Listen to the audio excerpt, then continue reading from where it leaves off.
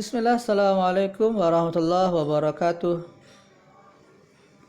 Alhamdulillahirrahmanirrahim. Salatu wassalamu alal mursalin amma ba'd. Anak-anak kelas 4 yang dirahmati Allah subhanahu wa ta'ala, kaifa halukum? Kita kembali lagi pada pembelajaran tematik di pembelajaran 4, subtema 2, di mana materi kita pada hari ini yaitu melakukan wawancara dengan komunitas sekolah tentang manfaat pohon dalam kehidupan kita. Ini nanti kita tidak akan banyak bahas. Yang kedua, menjelaskan pelaksanaan kewajiban dan hak sebagai warga masyarakat dalam kehidupan sehari-hari.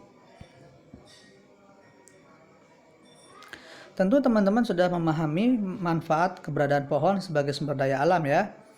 Nah, bisa dibaca-baca dulu artikel tentang pohon dalam kehidupan kita. Tidak kita lakukan teman-teman untuk wawancaranya, kita lanjutkan materi berikutnya, yaitu menjelaskan pelaksanaan kewajiban dan hak sebagai warga masyarakat dalam kehidupan sehari-hari. Bisa dibaca terlebih dahulu percakapan antara Tony dan Made dalam buku. Indonesia adalah negara yang memiliki kekayaan alam yang melimpah. Tugas kita sebagai warga negara yang pertama adalah memanfaatkan sumber daya alam dengan bijak agar dapat terus dimanfaatkan oleh generasi selanjutnya. Ini adalah hak kita memanfaatkan, tapi kewajiban kita juga adalah memanfaatkannya dengan bijak, ya. Supaya apa? Supaya generasi selanjutnya bisa memanfaatkannya juga.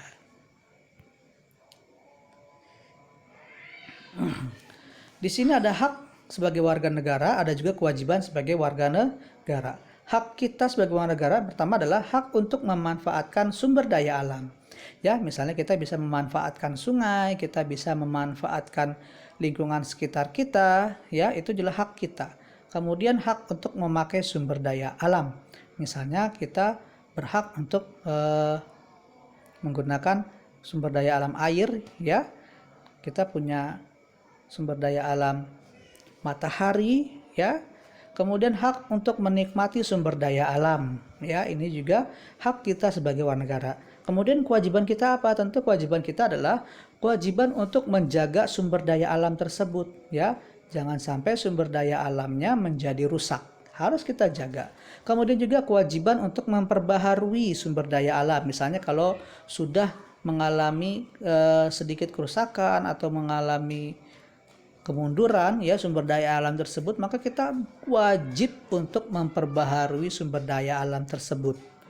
Kemudian juga kewajiban untuk melestarikan sumber daya alam, ya, menjaga dan melestarikan memiliki keterkaitan, ya. Kalau menjaga kita menjaga saja mungkin dalam waktu tertentu, sedangkan melestarikan berarti kita harus menjaganya secara terus-menerus sehingga generasi selanjutnya bisa terus menikmati sumber daya alam tersebut.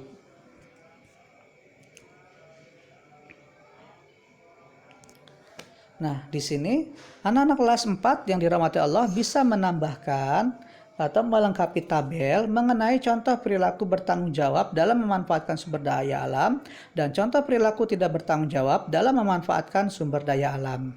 Selamat mengerjakan ya untuk materinya. Demikian materi kita pada hari ini. Terima kasih. Assalamualaikum warahmatullahi wabarakatuh.